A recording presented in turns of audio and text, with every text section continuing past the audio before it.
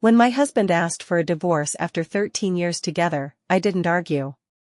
I signed the papers and let him go. While he toasted his new freedom with his mistress at the restaurant that used to be ours, I walked up to their table, smiled, and slid an envelope across to him. "Congrats on your freedom," I said warmly. His smug grin disappeared the moment he read the DNA results inside. It wasn't a screaming match or some dramatic fight that ended our marriage. No, it was the shock of quiet truth. Just me, standing still in our walk-in closet, frozen, holding one of Ethan's dress shirts. My hand shook. I'll never forget the exact time. It was a Thursday. 9:12 a.m. The children were at school. I was just picking up clothes for the dry cleaners when I spotted Ethan's gym bag hidden behind a line of his polished Oxford shoes. The zipper was slightly open. Inside was a wrinkled dress shirt, the one he supposedly wore to last night's emergency surgery. But the stain on it wasn't blood.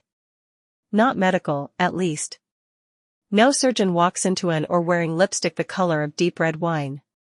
My heart pounded as I stared at that shirt, one single piece of damning proof that collapsed 13 years of marriage in an instant. Ethan Wells. A well-respected cardiac surgeon.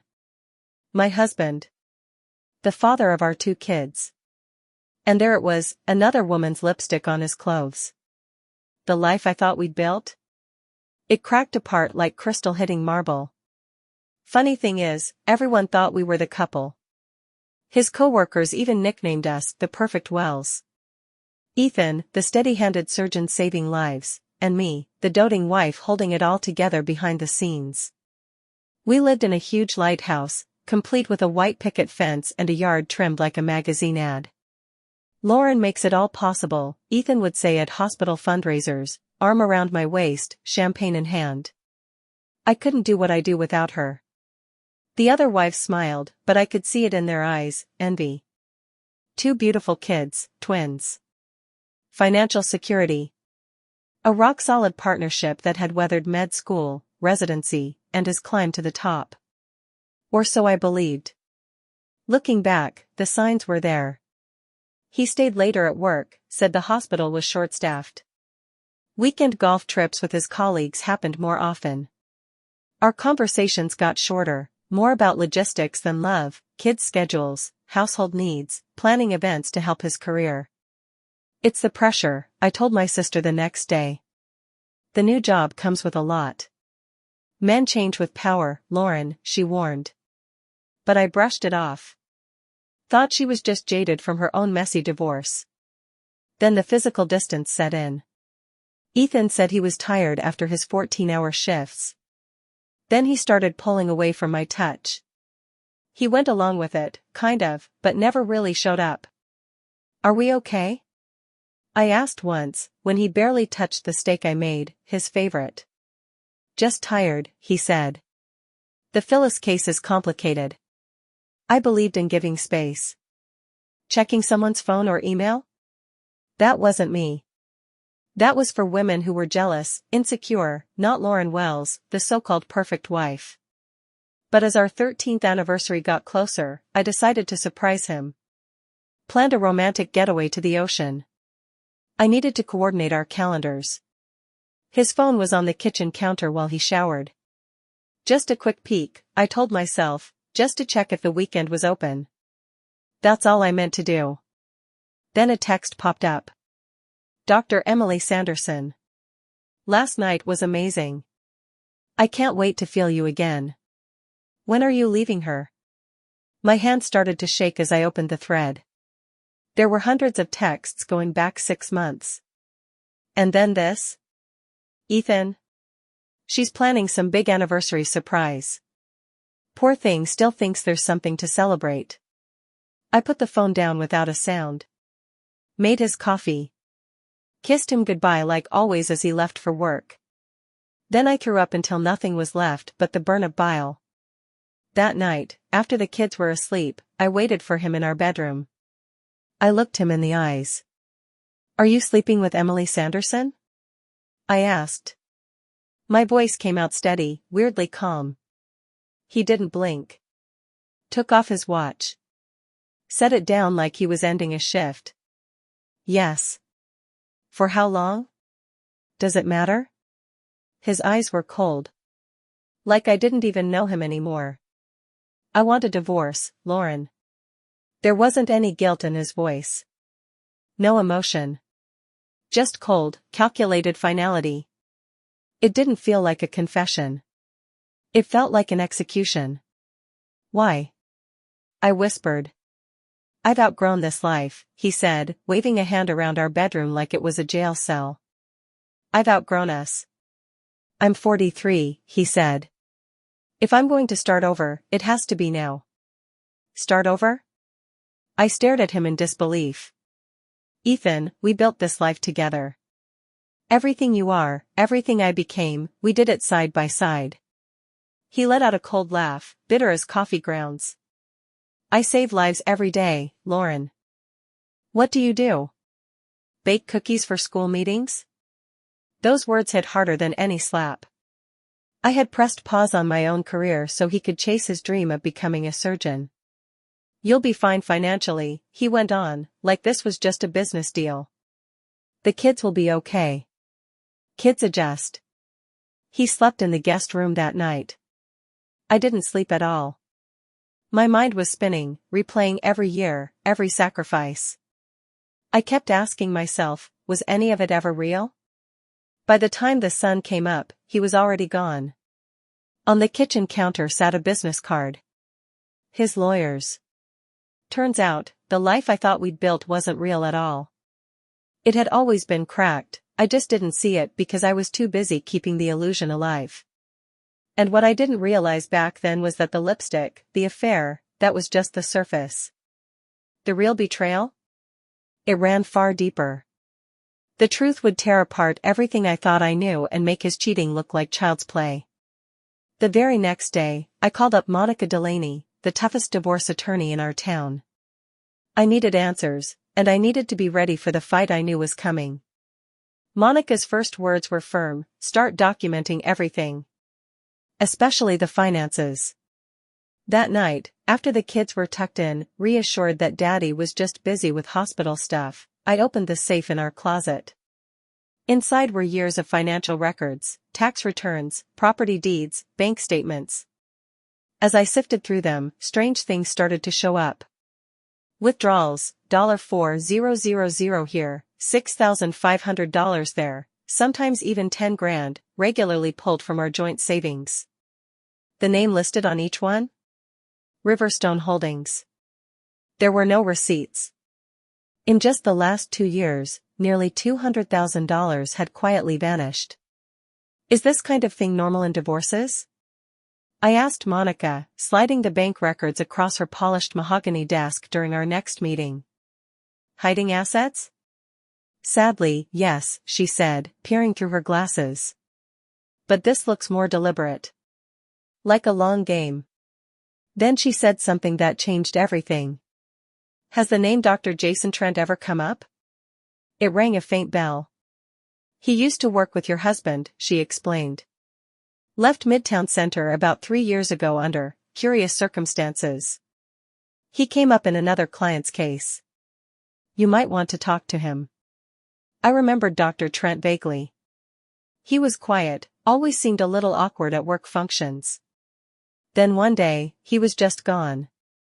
Ethan had brushed it off at the time, said it was some professional disagreement, nothing serious. It took me 5 phone calls to track him down. He was now working at a small family clinic about 30 miles outside the city. His receptionist was cautious, but the moment I mentioned Ethan's name, she patched me through. Mrs. Wells, his voice was heavy, like it had been carrying something for a long time. I expected your call. We met at a coffee shop halfway between our homes. He looked older than I remembered. I always knew this day would arrive, he said quietly. I just didn't know who'd break first, me, with my conscience, or Ethan, with his pride. Then, piece by piece, he unraveled what was left of my world. There had been a serious issue at Midtown Center Clinic, he told me, voice low, almost like he was afraid to say it out loud. Multiple couples had experienced failed IVF attempts, even when all the medical conditions looked perfect. I started noticing inconsistencies, he said. Lab results that didn't match procedures. Records being altered. My hands trembled as I held my untouched latte. We had gone through 3 rounds of IVF to have the twins. Every failed attempt had wrecked us. Every successful one had felt like a miracle. He continued, carefully. I started digging. Quietly. The clinic director, Dr. Langston, was manipulating records. Swapping samples. Faking success rates to keep funding and their reputation intact. I stared at him, stunned. When I confronted Langston, he said, he admitted Ethan knew. In fact, he wasn't just aware, he was involved. No, I whispered. That's not possible. We both wanted children. Without a word, Dr. Trent slid a small thumb drive across the table. Hospital records. Lab reports. Ethan's signature, approving changes to procedures, his words for tampering. Including your treatments. My voice cracked. Why would he do that? Brooks hesitated. At first? Career advancement. Langston was on the board that promoted Ethan to chief. He paused. But with you? He looked pained. Ethan has a hypertrophic cardiomyopathy. It's mild in his case, but there's a chance he could pass it on. He couldn't risk his kids being born with a disease. The realization slammed into me like a truck. I gripped the table to keep from falling apart. So, during our IVF treatments, he made sure his product was never actually used? Dr. Trent gave a slow, sad nod.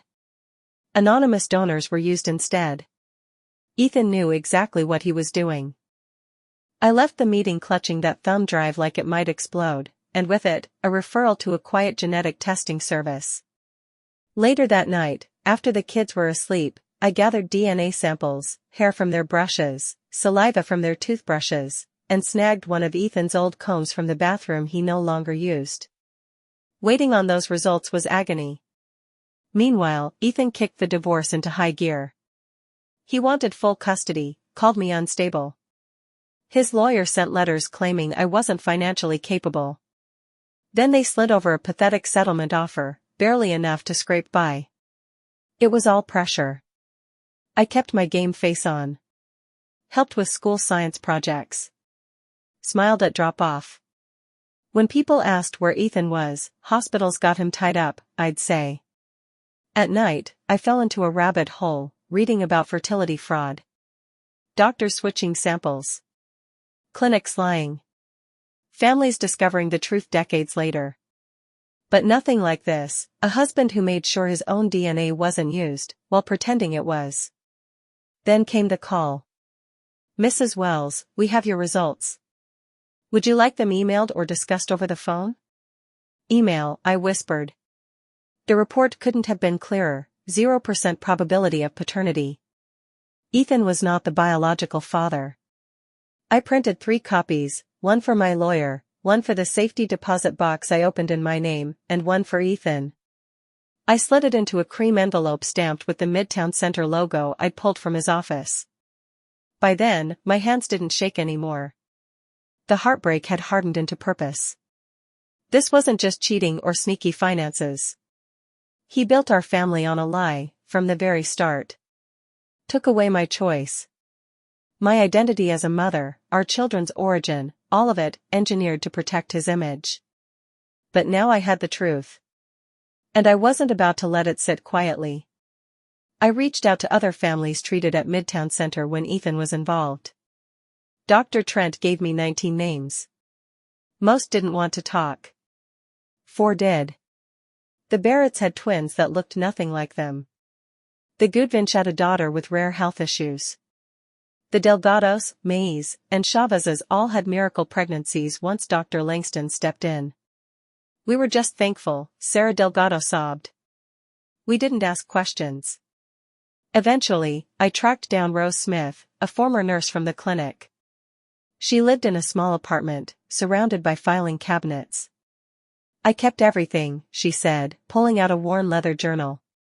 They thought I got rid of it when I left. Why didn't you report them?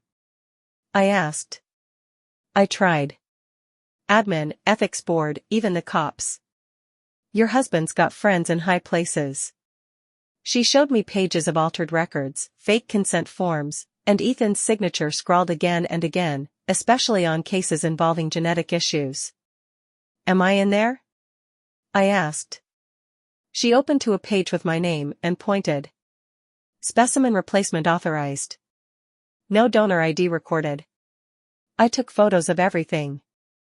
As I left, she handed me a card. Medical ethics investigation. Ask for Parker. John Parker had been building a case against Midtown Center for over a year. This could be the breakthrough, he said. But we'll need more money trails, recorded admissions, someone still inside. I agreed. And while I kept up the charade of the cooperative ex-wife, nodding through mediation, smiling sadly, playing along, he let his guard down. You're being surprisingly mature, Ethan said smugly after one meeting. I smiled. The kids matter most. I just want what's best for them. Every time he thought he was winning, I got closer to taking it all down. While I played the part of the cooperative ex, Ethan brought Emily everywhere, school events, dinner parties, even had her sleep over when the kids visited his new downtown place. And I let him. All while I quietly recorded conversations, photographed documents, and kept building my case. Over the next few weeks, I gathered more statements from former clinic staff, traced money from Midtown Center to Riverstone Holdings to offshore accounts. Parker built the legal case. I built something personal, Ethan's complete unraveling. I recorded one of our co-parenting talks and casually mentioned, the twins have your eyes. Good genes, he said, barely looking up. You ever worry they inherited your heart condition? His head snapped up. What? Hypertrophic cardiomyopathy. Dr. Trent mentioned it. His expression darkened. Brooke should keep quiet. Don't our kids' health concern you? Or me? They're fine. I had them tested years ago. You tested them, without telling me? I'm their father. And a doctor. That recording captured it all, his acknowledgement of the condition, the secret tests, the continued lie of paternity. It was the final piece Parker needed. The timing was perfect. The Midtown Center Gala was around the corner. Ethan was set to receive Physician of the Year, praised for his ethical standards. He texted me to say he'd be bringing Emily but that I was welcome to attend if it wouldn't be too weird. I responded with wounded grace, I wouldn't miss it. You've earned this honor. What he didn't know was that I had already met with the board's chairman. Parker was scheduled to present the evidence in a closed session just before the gala. That same day, I got word Ethan and Emily would be celebrating afterward at Vincenzo, the restaurant where he proposed to me 13 years earlier. The symmetry was poetic. I had the DNA report ready. The authorities were in place. Everything was set. For the first time in months, I felt calm. The night of the gala arrived with thunderclouds hanging overhead, like the sky was holding its breath. I walked into the ballroom alone, wearing a sleek black dress Emily once mocked in a text, suburban mom tries sophistication. My hair was up. Diamond earrings, his gift, from another life, caught the light as I moved through the room. I spotted him instantly. He was near the stage, arm around Emily, grinning like a man untouchable. She wore crimson, the same shade as the lipstick that started this all. Board members circled them, laughing, drinking, admiring the golden couple. What they didn't know was that 30 minutes earlier, in a private room, I'd watched as Parker laid it all bare, financial records, testimonies, journals. The room had shifted from disbelief to disgust. The board's legal team called the DA's office immediately. I moved quietly through the room, accepting hushed condolences from the same women who once looked through me. So brave of you to come, whispered Judy Easton, the chief of surgery's wife. I smiled. I wouldn't miss watching Ethan get what he deserves. She blinked. The smile didn't reach her eyes.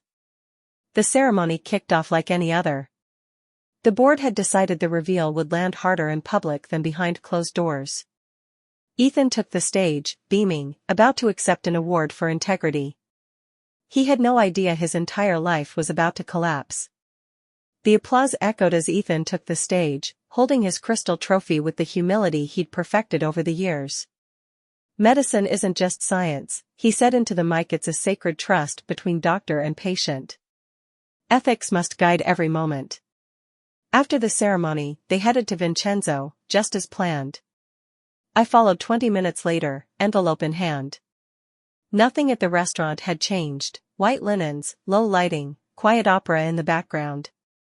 Either he was overly confident, or setting up some kind of scene. Either way, it played right into my hands. They were at our table. He spotted me first, his smirk returned, assuming I'd come crawling. "Lauren," he said smoothly. "This is unexpected." Emily shifted. "Maybe I should give you two a moment." "No need," I said, looking her straight in the eye. "Congratulations on your freedom," I said. "Here's something I think you'll want to read." Ethan opened it. His hands trembled. The moment he saw the DNA results, everything shifted: confusion, then panic. "This can't be right," he whispered. "You made sure your product was never used. You lied to me. Lied to our kids. 13 years of pretending." Emily looked at the paper, then at him. "What is she talking about?" "Nothing," Ethan snapped. "She's spinning stories. She can't handle the divorce." "Then I'm sure you'll have no problem explaining that to the hospital board." I gestured toward the entrance. Agent Parker stood there, flanked by board members and hospital officials. Ethan stood, angry. "You vindictive." "Careful," Parker cut in, stepping forward. "Dr. Ethan Wells, you're under arrest for medical fraud, financial misconduct, and multiple ethical violations." Gasps spread through the room as Parker read him his rights. Emily sat frozen. "You planned this," Ethan growled as officers cuffed him. "You had 13 years, I said. I needed 3 months. As they led him away, Emily remained, staring at her half-finished wine. "I didn't know about the kids," she said quietly. "I believe you," I replied. In the weeks that followed, the story exploded. Ethan's license was suspended, the fertility clinic shut down. Families across the country came forward, desperate for answers. His assets were frozen. A forensic accountant traced every hidden dollar. My children's future was secured through a trust built from the money he tried to bury. After the preliminary hearing, Dr. Trent approached me. "Midtown Center is forming an ethics board for reproductive services," he said. "They asked me to lead it. I suggested we co-chair it." I blinked. For years, I was just Lauren Wells, the surgeon's wife, his shadow. Now they wanted my voice. That night, watching my kids sleep in the home I fought to keep, I felt something I hadn't in years. Freedom.